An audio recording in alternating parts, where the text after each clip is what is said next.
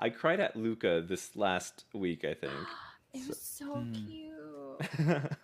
There's a movie with Liam Neeson voices like a tree when a monster calls, and that's the saddest movie I've ever seen. And me and my wife went and saw that, and afterwards we're still crying when we were leaving the theater, and we couldn't even talk to each other for like 5 minutes. that's beautiful. When media can So merit that emotion. yeah, don't watch that one.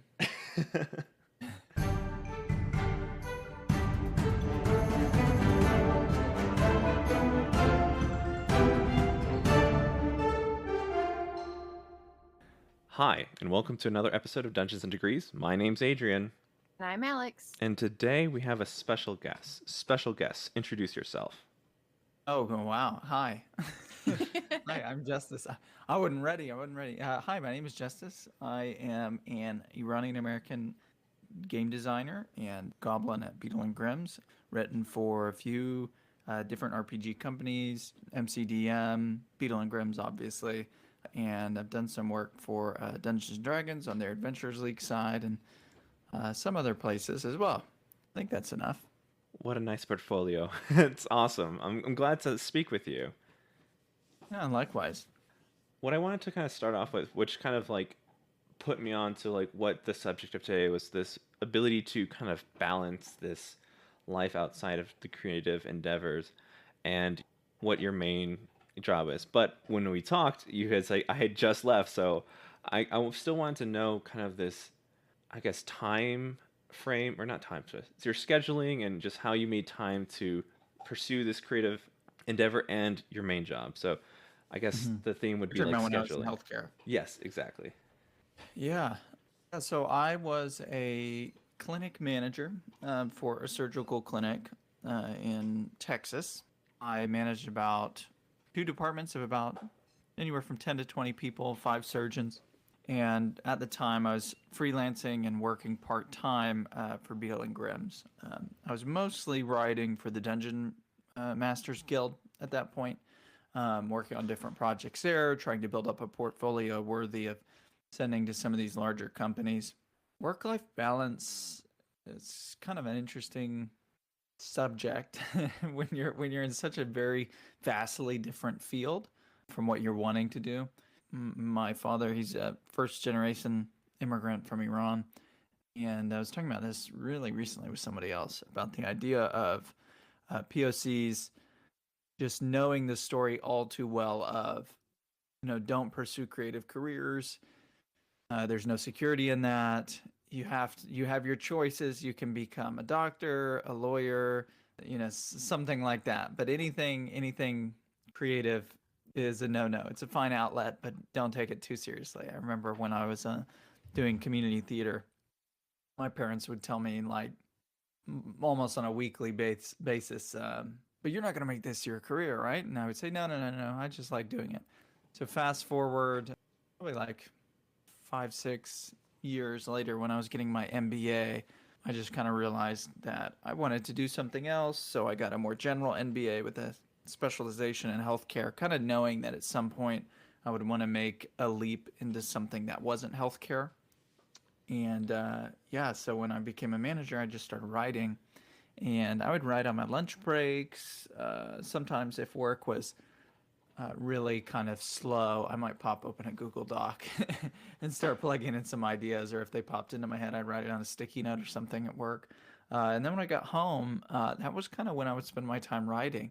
So when it comes to making that industry leap, you really have to sacrifice kind of your side life. I felt like, I mean, I was literally working three jobs at one point. One was freelance, the other was part time, and then my full time job in healthcare. Just kind of always writing, always trying to improve, always trying to learn more about the industry and improve, while also kind of keeping all my bases covered. Because sports analogy, I don't even watch sports. As far as healthcare, does Yeah. that make sense? Yes, it does.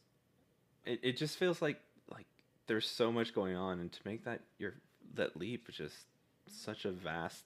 I don't know. I don't know if it was like a faith thing, but more like you had the criteria, you had your your toe in the pool, So Yeah. So my transition to healthcare from healthcare to creative was more supposed to be like a 5 year jump, and I was about 2 years in at the time. I had started working part time for Beetle and Grimm's. I met them in 2018 at Gen Con 50. I want to say 51, 52. And I met them at their booth. I talked to Bill Rahor, one of my bosses and founders of Beetle and Grimm's. He's also works in healthcare. He's an emergency department director. And I was wearing a shirt for my hospital that coincidentally ended up the same name as his hospital when I met him. So we kind of bonded over that, the idea of trying to make ends meet every day with a job while also kind of setting your hopes and your dreams on this second sort of aspiration. And so I would email him about once a month, just different things about tabletop and ideas about products and feedback about what they'd done so far. And eventually, about a year later, I worked for Beetle and Grimm's at Gen Con 52 or 53, whatever, whenever it was in 2019. And I had given them a printout basically of something I had written, Devil's Advocate, this Infernal Contracts Guide. And I kind of told them, hey, here's what else I can do. If there's anything, just kind of always reiterating, here are my expertise, here's where I can be of use, that sort of thing. And eventually, when I did that, they let me work the booth once. And I think it was at that moment they realized this person kind of is trustworthy. If you can have someone work their booth and they don't, it's not a total disaster, they're like, okay, well, maybe we can give them some more responsibility. And it was at that moment that they started giving me some more part-time stuff. I worked on bonus encounters and all kinds of things like that. And honestly, did not expect to be full-time for them until at least after September of this year. But the opportunity was there. The biggest concern for me was always, we all live in the US, is healthcare and security. And coming from full time and seeing some of the other freelancers in the field who are full time freelance just always grinding, always chasing opportunities. And some of them enjoy it. And I think others are somewhat miserable. And I really did not want to be constantly chasing freelance. I didn't think I had the speed of writing that some of those other full-time freelancers have. And so when that full-time opportunity popped open at Beetle and Grimm's and they wanted to hire me, it comes with healthcare. It comes with what you would associate with a job. Yeah, I leaped on that 100%. And I don't think I would ever go full-time freelance if I continue to move, in gaming. If for some reason I were ever be at a different company, I wouldn't take anything less than full time. that's an amazing journey. I really love that you've kind of put yourself out there and then you had that like chance connection, like the same name of the same hospital, just why wear that to a Gen Con, but you had it on and he had it on too. So that's just an awesome happenstance. Hmm. Yeah, that was lucky, and I would say too, like if there's any advice for someone, is don't shotgun your application. Just be very direct and know where you want to be and know which companies you want to work for and target them, like, and go for it. Because I feel like if I had gone to 10 booths and sent out 10 emails to 10 different project coordinators or what have you, I don't think that they would have the same kind of drive and the same sort of passion in each email, and I think it'd be harder to keep up with. When I got to the booth for Beetle and Grimm's, I actually bought a product for them the very first time I was there. So that was their very first box. They had a 10% discount going on. They actually couldn't show all the parts of the box because they didn't have a prior box before, and Wizards had not revealed a ton of details about Waterdeep Dragon Heist, and they were a Yeah, new partner. So they could only show their prototypes for a makeshift box for Cloud Giant's Bargain, which was a made up, I think it was a third party adventure that they did a prototype box for that Bill has now. gotcha. And I saw their materials and I thought, wow, this is something I could really use. This is a product I really believe in. And I really don't think there were any other companies that I was really talking to like that, and it's because I really believed in what they were making. So when you say like talking to them like that, like there was other people, but not as with the same like fervor, like I guess passion you did with Beatles and Grimm. Yeah, I think it's normal in this industry to, engage with other brands and other personalities and people who work at these companies. I mean, you see like Wormwood post RPG things, or Mm-hmm. I have Dwarven Forge, so I'm a fan of their company and their company's culture, and I know people on their team, and like a lot of the dice manufacturers, Die Hard Dice. A lot of them have people who are pretty prominent in the community that I like and respect. And I think it's normal to talk with those people and know those relationships, or build those relationships with them. One, as, potential partners for us here as a company, but also just other young professionals in this industry, in healthcare. At my former job, I think I was the youngest manager on my team, and I'm pretty liberal. Texas is not very liberal, and it was hard to make connections there. I think there was only one other person that I connected with who was a former graduate of the same program that I came out of, and he also liked video games and kind of nerdy stuff. So we would have lunch occasionally and talk about what's going on in my freelance career, what's going on in D&D, that sort of stuff. That's awesome. You had Mhm. someone there to like kind of like continue that conversation in that work life. But yeah, I totally Yeah, it understand. was it was very sporadic, I'd say too. It wasn't. Yeah, I think it's almost like you're speaking a different language when you're talking to people who like have never heard of Dungeons and Dragons, never heard of tabletop, don't. It's very different. If I said like I'm writing a book, they'd ask what's your book about, Mm-hmm. and it's hard to explain to somebody who's never played a game. So people who don't even like board games beyond say like Monopoly, like when they think of a board game, they think of like Trouble or Monopoly or Life, sorry, those yeah, things. Scrabble, like these classic games that have Mm-hmm. been the same game since like 1980s. They have no concept of games like Scythe or Pandemic, or all of these great games that have just come out over the past 10, 20 years. Oh yeah. Um, and so yeah, there's definitely a disconnect there. And I did find some people up in radiology who uh, who actually knew D&D that liked it, and that was like right before I'm on my way out. And he likes my tweets sometimes, and we'll chat. And he's a cool guy. Nice. That's awesome. Yeah. I mean, I live out in the middle of nowhere, so nobody really knows when I start speaking like, yeah, I got to go interview, and they're like, "Adrian, you're leaving." I'm like, "No, no, no, no. I'm doing a podcast about D&D." And like, "Okay, whatever. We understand. Go away." They're not that interested. Yeah, it's almost like your like how D&D started out, in that like you had to convert people to find players. There was no Oh online yeah. market. There was no streams you could watch. It's just like, hey, do you want to play this game with me? Let's try it out. And you're just constantly trying to keep a group together. I did that for my when I worked in a restaurant back in Lubbock. I had like I was all about D&D, and D, and there was only a handful, like two or three people I talked to, but I converted like 8 or 10 people from the from different shifts. So I'd That's have like awesome. a meeting after work, and we just all play, and that was so fun.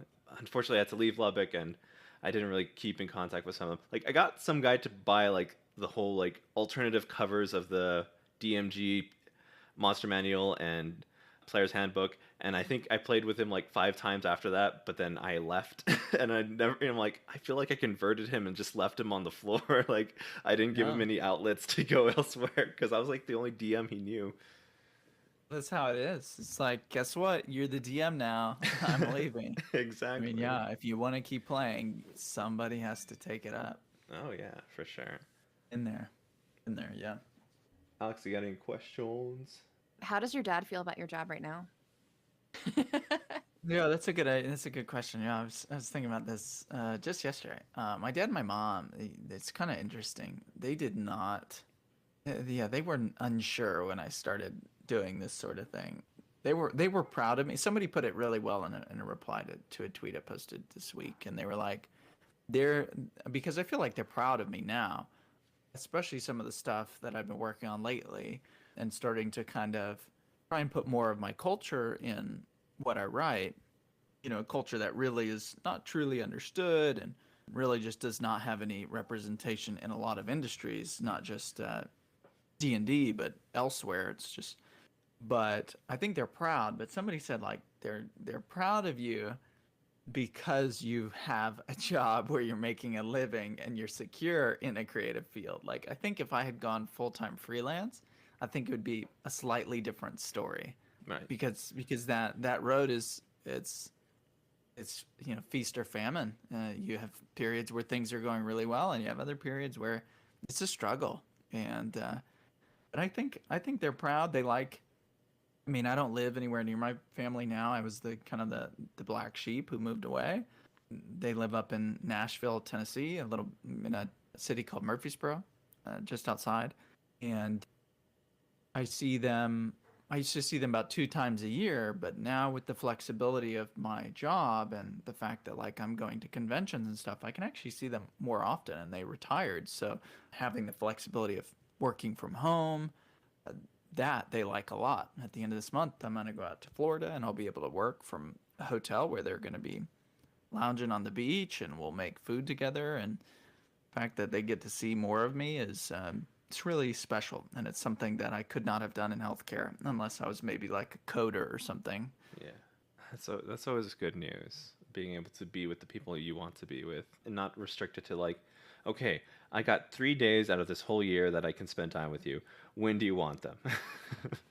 Yeah, yeah. Are we doing Thanksgiving or are we doing Christmas? What are we doing? Right. I mean, and yeah, it's kind of morbid the realization too of like you start counting those days and you think I have these many vacations that I can go do this, and if I travel up, it's 11-hour drive, so that takes 2 days out of all my PTO days, and I need to save this many for these. And with Beetle and Grimm's when I was part time, those conventions, I was budgeting my PTO. It was kind of interesting that COVID happened when it did because those days would have all been paid time off, and I would have had maybe I think like 8, 9 days left after everything that I could go see my family. So I would have only been able to see them once that year, maybe on my drive up to Gen Con, Right. passing through Tennessee on my way to Indianapolis. And yeah, that's sad, So, and arguably, I have more PTO at that job than I did at a lot of other jobs that I've worked, and a lot of other jobs that I know other people I know work. Right. It's kind of that there's that 2 weeks plus federal holidays kind of expectation in the U.S. sometimes, and nobody ever really stops and thinks, "Wow, 2 weeks is not a lot of time. That is really 2 weeks. It's like what 1/50th of the year, basically. It's They're too busy yeah, working to even think about that. yeah, And that's kind of like the sad it's reality. yeah. I mean, it's that's America, and that's the way labor is here, and it's in Texas. Things are a little bit, I'd say, a little bit worse than a lot of the states, but I think I had a pretty good gig, and even then, making that jump is hard, and I think that kind of goes back to everybody has degrees of privilege, and Hmm. there are certain jobs that you can work that are better predisposed to trying to make that leap. Jobs that have strict cutoffs at 5 that you don't need to think about your work outside of it. And then there's other ones that your work bleeds those lines. And it's very hard to get into a writing mood or film content or, stream if your work can interrupt those hours or if you can't put your mind off of it. So I think I was lucky in that respect, and I mean I'll be grateful for it forever. And also my boss was always pretty cool with me taking off to go do a convention. And I think I mean when I told them I was leaving, it was bittersweet, but they were happy for me, and they kind of knew that was going to happen eventually. They just thought, kind of like me, they thought it was going to happen a little bit later. Yeah. I mean, when you said like your work bleeds over, there's like I work in case management, and 1 week out of the month, I'm always on call for that 1 week, those 5 days. So anytime they can call me in for a crisis, and I'm just like, Yeah. I don't want to stop an interview. I don't want to stream. I can't even think about like my home game, like outside, because I'm always like in the back of my mind, it's like creeping, like you're gonna get called in, you're gonna have to stop your session, you're gonna get called in, you're gonna get out of the like editing mood, and it's just like it just always kind of ruins the flow of work. But I think that eventually I'll get to a point where I'll have it all managed, or I'll move on to something, greater, get my master's, but we'll see what happens. But when you said like bleed over, like I totally understand that. Yeah, I mean it's scary. I mean, when I was a revenue integrity analyst for Baylor Scott and White for a while. And this was before I started writing, probably a year or two before I started writing. And so all of my outlet was all of that energy was spent making a campaign that I was proud of, putting all that energy into writing great descriptions and planning out things and telling a good story for my players that was so heavily invested in their characters. And I would literally have a writing pad in front of me that we were in a cubicle office, and when ideas would come, I would write them down. But I also had to be careful because I was at work, and that environment was a little bit more serious. And if somebody walked behind and started asking questions about what I was writing, and they said, "Oh, let me see your notes" or something like, oh, that would have been pretty stressful. So yeah, it was just trying to externalize as much time as I could. And the reality, I think, is that many full-time jobs, they don't need a 40-hour work week, 5 days a week, like things are standardized now in the US. I think some jobs can be done if people could get a day off. We had a 3-day weekend every week. I think people could probably do it. Now that's of course not always the case. There are some jobs like restaurants or EMTs and things like that that definitely you need to be there the whole time. But it's tough to continue to create environments that are kind of more oppressive for that don't give you any free time, that you're counting down the hours to when that clock hits 5 or Yeah. 5:30 or whenever it is, so you can go home and do what you really want to do. Yeah. No, totally get that.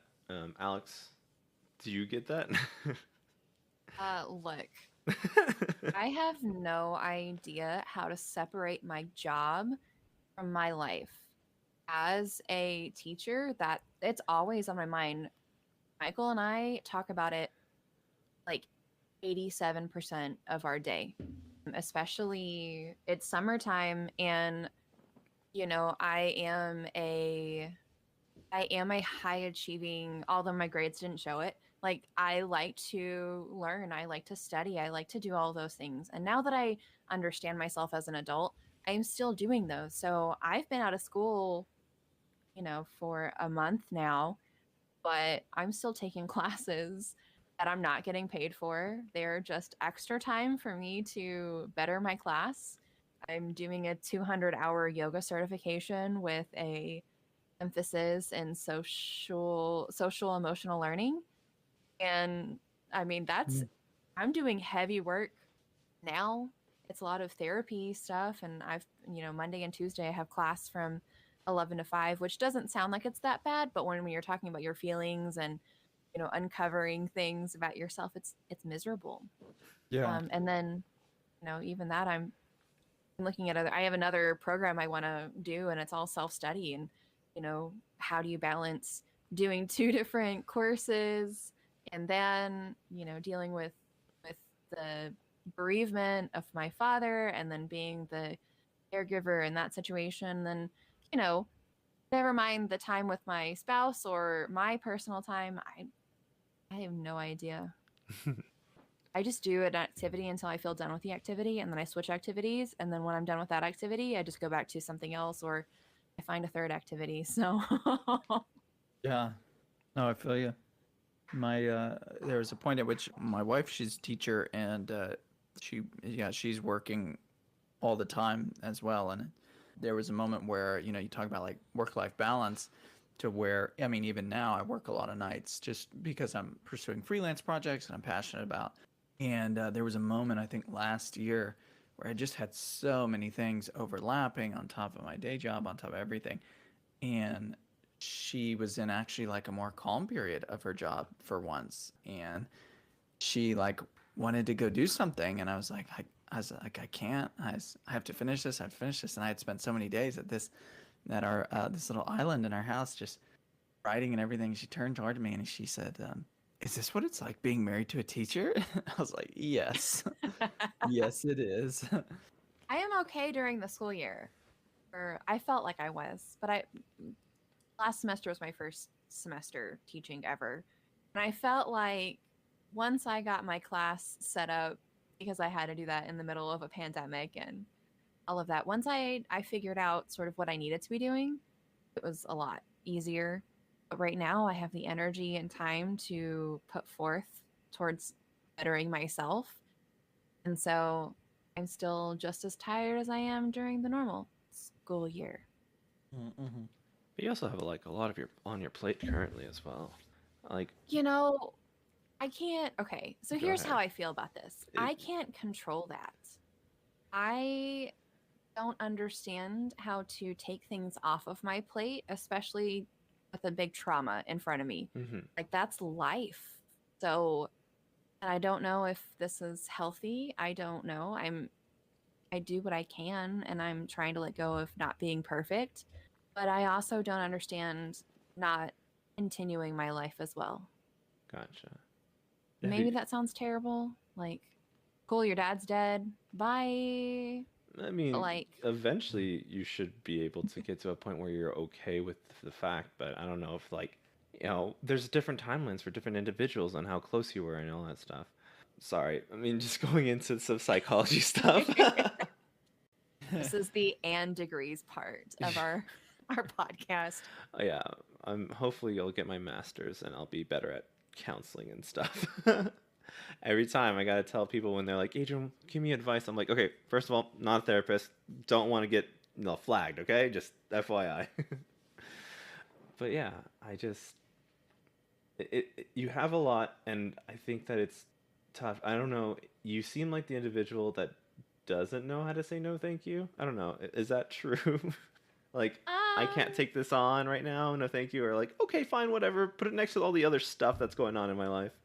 I feel like I've been better, right? So you and I had conversations about pausing, and we paused. Yes. I felt I needed to return and come back and have some sense of normalcy. And maybe that's just me searching for control right now. Mm-hmm. That, but the other part of me was like, you have to get back to some semblance of your routines and your life prior to this monumental moment. Mm-hmm. Because, I don't want to be stuck. I don't want to do that to the memory that I have of my dad. I think if I stopped progressing, especially in this movement that I have right now in the last year of just, getting my shit together, I feel like if he was here now in a ghostly form, he'd be like, shit, Alexandria, what are you doing? Alexandria, get it together. And like, that's what's motivating me. Or maybe I'm using that as an excuse. Maybe that's something else. But if I have a reason to wake up and not sleep all day, if I'm focused on school or if I'm focused on getting my classroom prepped, I'm not completely drowning and lost. Right. I have procrastinated a little bit, but all of that feels like it's fine. It doesn't feel too heavy right now. Never mind that I almost had 2 panic attacks today. Like, that's fine.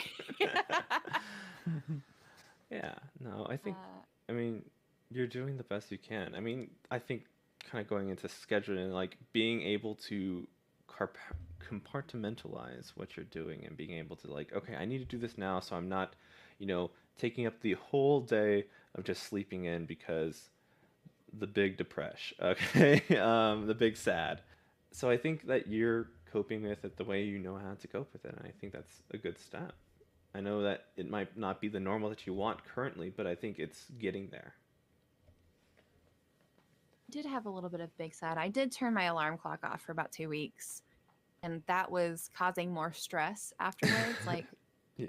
I was like, shit, I'm waking up at 9:30, and for the last 6 months, I've been waking up at 5. Right. I could be doing so much with that 4.5 hours. No. But I think it's important though to take time for yourself, and I think that kind of turning it a little. Like in creative endeavors, like we took 2 weeks or like a whole month off for recording because we had to deal with our own stuff. And in order to, That's fine though. right? Yeah. I Sometimes you gotta take care of things. make sure that like your work doesn't suffer because you're just pushing forward. Like I have to go on because I'm supposed to go on. You should be able to like, I need to take a break so that my work doesn't suffer because I'm on this drag kind of thing. Yeah, but going back to, what Justice was saying, it's so hard to break yourself of that mentality, especially, with the American workforce the way it is. Like, I should always be productive. I should always be doing something I always have to in have a my side hustle downtime. kind of thing. I have to be working. If I'm not working on something else, what am I doing? I'm not like a functional person. I mean, that's what I've seen, at least from like social media, just like blasting like, this is what I'm doing on the side. I'm like, okay, cool. I've made my bed today. Walked my dog. Ugh. I reorganized my Animal Crossing garden. Hey, that's valid though. Those are tasks you accomplished and they give you life. Like sometimes like just getting one thing done is all you need to do. One, do the dishes or make your bed or something. And that's like the first step to getting out of those ruts. Yeah, no, I I guess totally agree. how do you Justice break your like writer's block if you have it? Yeah, I mean, I joke with my friend Anthony. I've written him with him a few times that I'm the embodiment of SpongeBob in that episode where he's doing the cook-off with Neptune. And Neptune makes literally 1,000 patties, and in that whole time, SpongeBob makes a single Krabby Patty. And I think sometimes it's just about getting something on paper. I think that I externalize a lot of my writer's block by falling things over, moving on, and just kind of always thinking about the game. I mean, there's not a moment where I'm not actively looking for ideas. I keep a few notebooks and I have open notes on my phone so that anytime some sort of inspiration comes up, I write it down. If I think it could be cool, but I don't know where it's going to go. And then sometimes when I get hit with writer's block, I'll go back and I'll look over that list and I'll say, "Oh, wow, like I had an idea about an accordion player and he's really angry. Like, what's his deal? Maybe that could go here." But there are times where, yeah, I struggle to get a sentence done, and I sit at it, and I will sit at it I'll sit on a paragraph or a page, and for a long time, and it'll get pretty late. And for me, it's just here's the word count I need to hit for the day. I used to do it when I was a kid. I always thought reading was kind of hard. And I would divide the book out by how many pages I needed to read each day. And if I missed a day, I would increase all the other days such that, I would get it done by the deadline. And I do the same thing with my writing now. I give myself a few days because I know things happen. So if I have a deadline, I look ahead. I say I have to write 10,000 words. I have 100 days. So whatever that math is.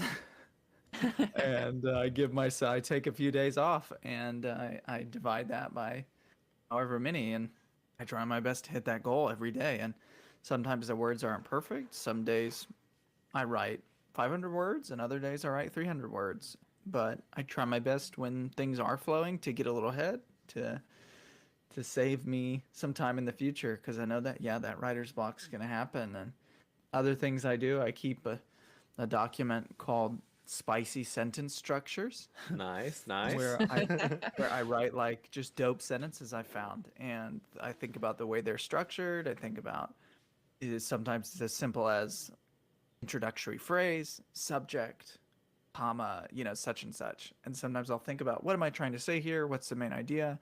Then I'll go back to my spicy sentence structure and I'll say, oh, right, I forgot about this cool way that they introduced this location in Descent into Avernus, and I'll mirror that structure. And I'll say I could probably introduce this place in the same way. There's some overlap there. And eventually I'm sure that this document is going to get so big that it's unwieldy. But for those moments that like I'm really stuck, having some backup plans of some places to go. I constantly write down words that I like. I just subscribe to some mailing list. It's called, I think, the New York Times, it's wordsmith.org. And the quote, if you go to this website, it looks like it is one of the first pages created on the internet. It's so basic. Like there's a gray bar at the top. It uses like Arial font. There are like blue links, no pictures whatsoever. The only graphic on the entire thing is the New York Times logo and their quote about them. And that's all there is. And that's arguably a font. And they called it the most welcomed, most enduring piece of daily mass email in cyberspace. And that's what it is. They send you an email every day. It's a word of the day. And so far, I have found it really helpful to thinking of new words and how to incorporate them. And another thing I do, I get a lot of ideas from music. I like Lord Huron and Hosier and different artists like that. And I mean, songs are poetry, and oftentimes I find myself inspired by just a line or a word or two, and I will put that into my own writing. I will think, oh, this is probably not what they meant by this line, but this is what I think of because I have a fantasy brain. And how does that work in fantasy brain? Yeah. And it's really cool. There's a line in there's a Hosier song where he talks about the otherness and this idea that like the otherness came after you or something like that. And it was what partially inspired this group of dream-based ancestries that I wrote for MCDM. And I thought about, wow, if there are these creatures that can steal dreams and stuff, maybe they serve something that when you wake up and you didn't have a dream, that's who they were serving. They took it from you and they gave it to some elder evil called the otherness. And it's abstract and cool. And I wrote it down and it was cool and it became a thing. Nice. So, yeah, so I guess the answer is I do get writer's block, but I'm trying to always be thinking of things so that I'm prepared with a backup idea when that happens. Yeah. It sounds like you're just really good at using your resources too. And that's, I think what a lot of people forget, that there are so many resources and they're free. And, if you're thinking ahead and preparing for a storm, then when the storm hits, it's not going to be nearly as bad. Yeah, for sure. I think that's what helps with like academics and going through school and working jobs that are not creative is that you build framework for skill sets that aren't common. We read a book called The Checklist Manifesto in healthcare that made a big impact on me and how I think about being prepared and accomplishing tasks. And it's all about the safe surgery checklists, the first ones, and how they came to that process and how it's based off of airline checklists. These books that pilots refer to because there's no way you can hold all of this knowledge in your head all the time. That they have these checklists that they go to. They pull up if your plane is going down, they will go to this checklist, they'll pull it up, and they will check everything on that list to make sure all of these things are in order. Because if that's going down, it's scary. Your brain is discombobulated. You're not sure what's going on. You're probably stressed. So having that to fall back on. And that made a big impact on the way that this document for spicy sentence structures is based. I have a checklist for things that I like about good adventures. And when I'm reviewing my adventures, I look at this and I say, is this encounter interesting? Does it hit these notes of what I consider a good encounter? This is my safe encounter checklist. Did I challenge things? Is the representation good in it? Are there too many male characters? Are characters of marginalized groups, are they portrayed in positions of strength rather than vulnerability? And things like that things that when you're on autopilot, you forget them sometimes. And I think that for people who are not coming from creative fields, we do have things to offer this industry.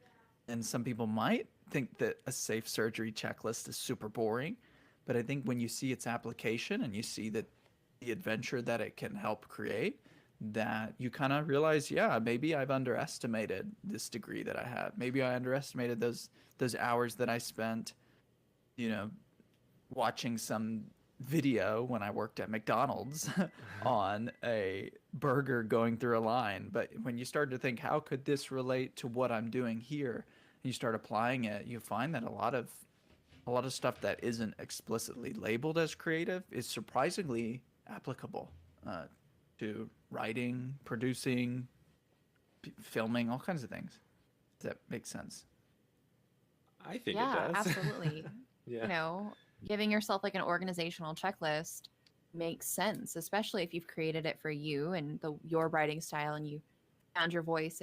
I mean, easily I wrote it down. That's going to be something I do for my lesson plans. Like, what does this lesson plan look like? What are the bare minimum that I require to be a part of this? I think on days that I don't feel like doing that, I'm like, all right, I have my checklist. I know it's successful. This is it, Yeah, and I think you that know? something that Yeah. I've learned from a, I guess, non-creative space was just being able to call people for appointments and to be able to like cold call other individuals to be like in the interviews and everything. Like I had so much anxiety asking people to be on the show for the longest time, and slowly but surely it's been shedding off, and that's because I have to talk to like new clients every day. I'm like, hey, you have an appointment, blah blah blah, but like I had so much like pent up like just do it. What if they say no? What if they're angry? What if they're in a bad mood? Like no, just talk. Just it's your job. Let's just kind of focus on that. And now I've been able to kind of switch that to my creative endeavors. Like just talk to them. If they say no, if they're in the bad mood, that's fine. You've dealt with bad moods. You've worked in food. You know what bad moods are. Yeah, I know. I mean, I completely agree. I think that one of the most formative moments for me in remaining professional with people. I mean, you see people sometimes on Twitter and some of these more open forums kind of almost burn bridges with companies sometimes in exchange for engagement for a day or two. But I think that the day that I was working at a McDonald's and a man like screamed at me in my face at the top of his lungs over like a 25-cent charge on his ranch dressing packet that he wanted, what like broke me, but also helps that patience develop. And I know that when something really upsets me, I can stand up, I can walk away. Like I've been through these moments, and my patience has grown because of them, and I'm better for it. Dear listener, here is a friendly reminder to never yell at service workers ever.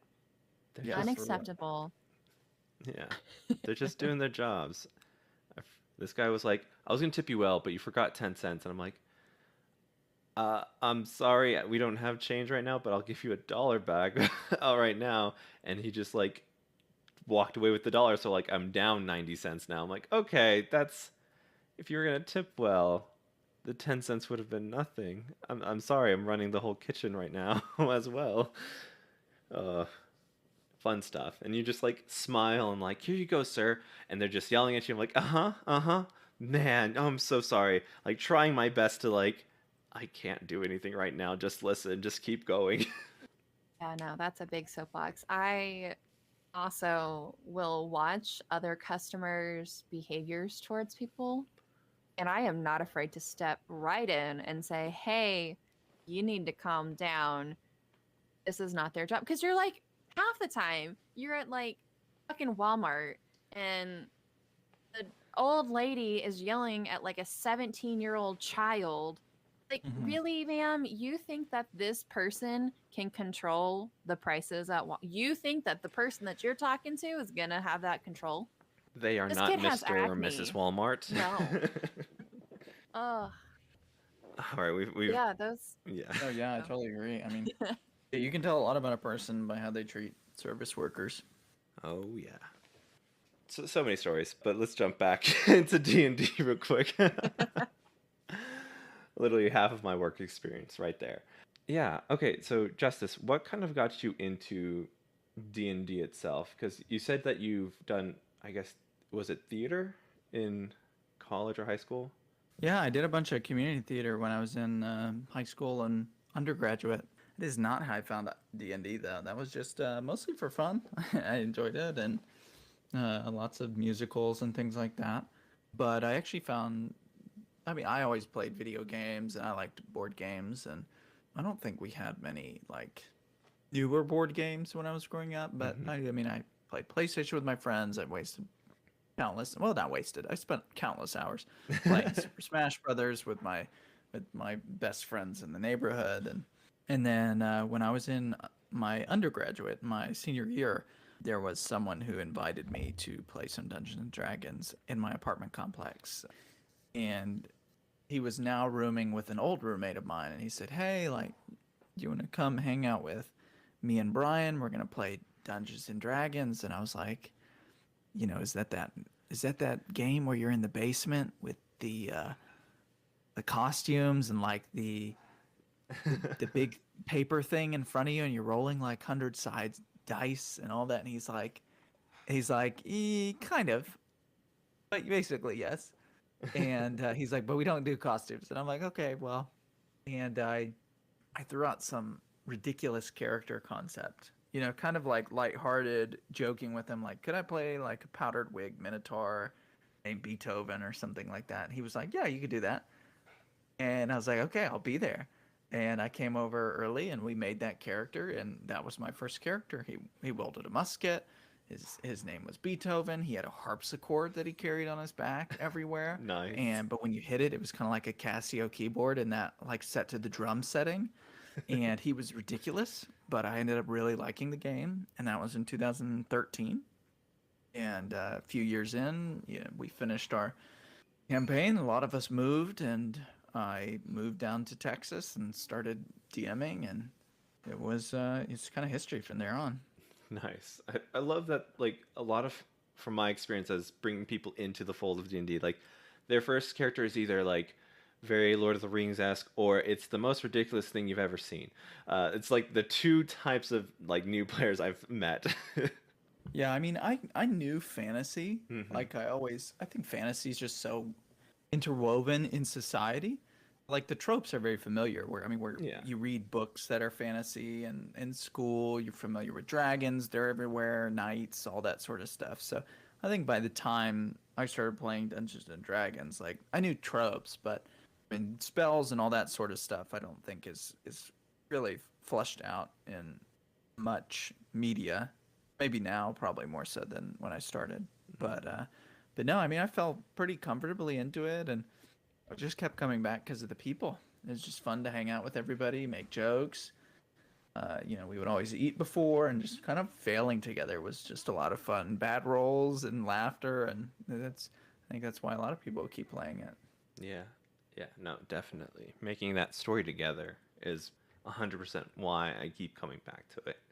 You have your GM, and he kind of controls some of the pieces, but the players are very important because without it, it's kind of just you talking about a story and making your own story. But with the players and the dice, it's just like, am I going to succeed or fail? How am I going to succeed and fail?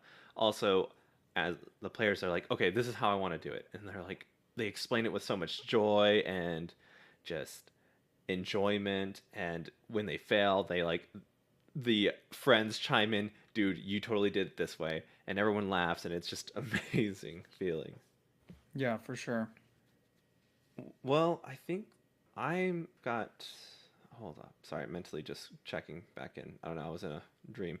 Uh, Fever state. yeah, no, when I start talking about that stuff, my imagination starts to run. It's like The you're passionate or something about it, Adrian. I That's just crazy. I just a It's little just. wild. It's not like Justice uplifted his whole life to like follow this creative passion despite his parents, first generation, you know, doing something that maybe is not 100% stable, but It feels pretty stable now. Yeah, now that he's got the full Not he as time. made stable it as healthcare, stable. probably, but I get to talk more about dragons than I did when I worked in healthcare. Heck yeah, no. It's I a was definite plus. Yeah. Well, I'm glad that I'm not saying that it can't happen. I don't know. I don't know. I want it to happen, but that doesn't mean it's going to happen to like be in a creative field like that for me. So I always feel like I always have to kind of prioritize this job that I have to further what I need for the future. Like, I love this stuff. I love interviewing people, talking about their passions, see what drives them. And, but I'm always like, but always kind of keep yourself centered on what you have currently and what's available to you now kind of ideology. Yeah, At and least for me. I mean, another thing about making this kind of leap is just like, it doesn't have to happen overnight. Mine was a lot faster than I planned for. Like, and in some ways that made me more uncertain to do it at times. Just that fear. And I mean, you have people who are in this industry for 10, 20 years before they lend their name to like a big hardcover or can go part-time with the company, or you work at the pace that you can. I know people who they have kids and they have jobs, and I don't have any kids. If I had a kid, I bet it would be really hard for me to do as much writing as I do. And admittedly, I don't have that much writing to show. It takes time for me. So I would guess that if I had something else taking my time, I would probably be about a quarter of as productive as I am. So like, work at the pace that you can, and things take time, but it's not going anywhere. Yeah. RPGs are just getting bigger every year, and if there's 50 million D&D players, people are starting to play more indie games. There's lots of stream shows now, so I feel like there's more jobs now than there were 10 years ago. Yeah, no, I'm starting to see that, and I always feel like I'm always one step behind something that, like a creative endeavor, when looking at things and like, oh, I should have posted up for that job or that position, or oh, I should have signed up for that class, but I was like 2 minutes late and that class slot just got filled up. But it took me a little bit longer than usual to finish a bachelor's because I took 2 years off. So I think as long as I'm moving forward in some sort of capacity, that I'm doing the right thing. I mean, that's my mentality of it. So I'm just glad to be at least part of somebody's like journey, or just like talking to those who are on that journey, because it always inspires me to keep going forward with what I'm doing right now. Yeah. Adrian, What? I don't know if you know, but you're doing the thing like right now. I'm So, doing like, a thing. you're doing it. Like, you're doing the creative D&D. I don't know if you remember, but you just wrote a module too. I mean, it's a work in progress, and it's utter trash. I that's how I look at it right now. I need to work on it some more. I know I did it well for the stream, but it was because I had to cut and paste and like rearrange things on the fly. So it's not module worthy yet. Adrian can run that thing backwards and forwards, but cannot write it on paper yet. I don't know. That's part of it. I mean, this is your first time translating a campaign or a module for the mass media, because before you've been writing for yourself. You've been writing for your brain, so your notes don't have to be complete. They don't have to be broad enough for all audiences. It's just for you, and you're doing the thing. Just a friendly reminder to you, because it sounds a little bit anxiety and negative coming from your side, but you've got a job where you are also passionate, Yeah. and you I love my have people. this side of it that you are also passionate about. You can have more than one passion. No one's stopping you from doing it. True. And like, don't feel bad. Stop doing that. There's always that desire to chase something else that you're not making progress. But if you stop and look at where you were before, you're doing it. Yeah, and there's happiness there. Yeah, no, there is, and I'm excited. I'm excited to see where it goes. Thank you. I don't have anything. We're about to hit the hour mark, so I don't want to go too overtime. I gotta give you the rest of your Justice. day. Yeah. You got anything to plug? Oh gosh, do I have anything to plug? Yeah, I mean, that's the hard part about things now. I feel like there's a lot I can't talk about. So just I plug my Twitter. Follow me at Justice Arman on Twitter, justicearman.com, my website. There's something coming out this month that I wrote for a few months ago that's really cool. Can't tell you what it is, but if you follow me, you'll find out about it. And then there's all kinds of my past projects on my website.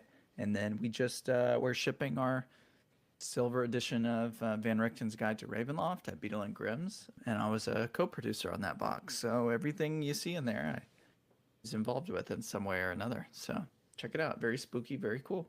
It's almost spooky season, y'all. All right. Well, thank you so much, Justice. It's been a blast having you on and talking to you. Yeah. Thanks for having me on. And I liked it a lot. All right, wonderful.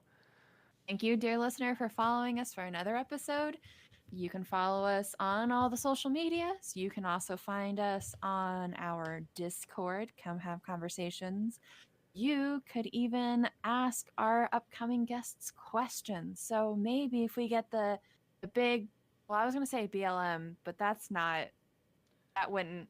Yeah, I know. That Translates wouldn't different. Translate to what we wanted to. Maybe if we ever get the big Brennan Lee Mulligan, you guys can ask your own questions. But you can only do that if you follow us or you add your beautiful soul to our Discord. You can also find us on Patreon if you want to help support us monetarily. We know that times are tough, so it's not a requirement, but we love every bit of support. Please also rate us 5 stars on Apple Podcast and share with your friends and family. All right. Don't be dicks to customer service representatives. Yes, 100% yes. Yes. All right. Well, thank you all so much for listening. My name's Adrian. And I'm Alex. Go have some fun.